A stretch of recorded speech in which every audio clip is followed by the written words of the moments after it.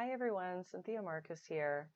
I thought that I would talk about legacy burdens just a little bit.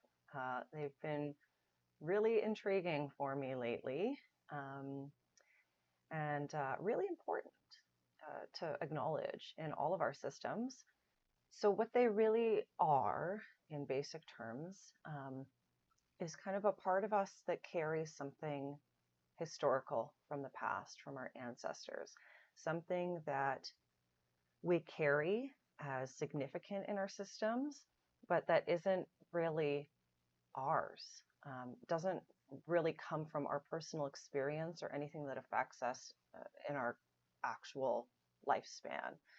Um, it is a little bit complicated in that many of our burdens have a personal component as well as a legacy component. So, um, anxiety, for example, I can have a personal experience with anxiety as well as a history of anxiety that kind of carried through generations, which is often the case, things like that.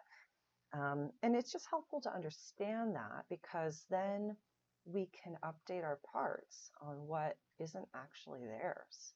We can um, fill them in on like the life that we're living now and the time and place that we're in and send back anything historical to our ancestors. And it kind of sounds funny, but it's really interesting. I'll tell you about an experience I had a little while back, somewhere in the winter, just that typical seasonal affective disorder that many of us struggle with. And, the doctors are like vitamin D. And yeah, I take that. And it's still not, I don't feel the same in the dead of winter as I feel in the summer or even the spring. And on my own kind of personal journey with my parts, one day I had this moment of recognizing that not so long ago in my family's history, winter meant no crops. Winter meant you're kind of surviving off what you grew and harvested before.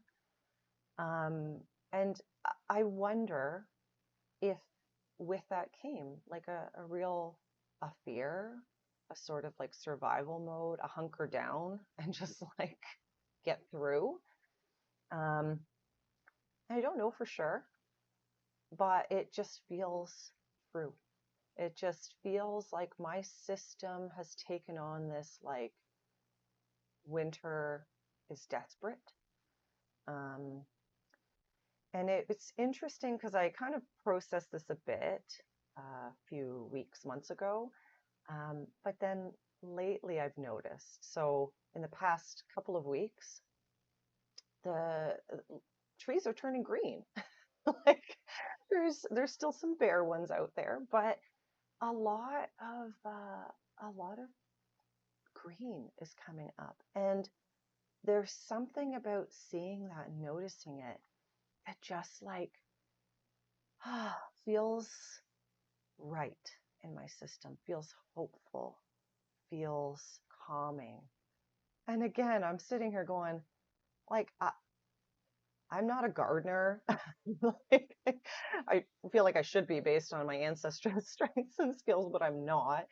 Um, I don't have any particular reason for, enjoying that, other than, who doesn't like springtime? But it's just sort of this, like, I made this connection and noticing that like seeing that for these people living in, rural parts farming must have been like a really welcome sight. So yeah, it's kind of weird, but it also makes so much sense to me. And if we can sort of step into curiosity about what our parts might be carrying that comes from, even 2, 3 generations prior, um, we can start to make a lot of sense of what's going on for us. So, yeah, encourage you to ponder this. It's okay if it feels a little strange. Never make anybody, you know, explore things that don't feel right. But also just wanted to explain how this is a thing that can be really therapeutic and healing. So, hope this was intriguing. And if you have any interest in talking more about it, want to explore any of your potential legacy burdens, feel free to reach out. Take care.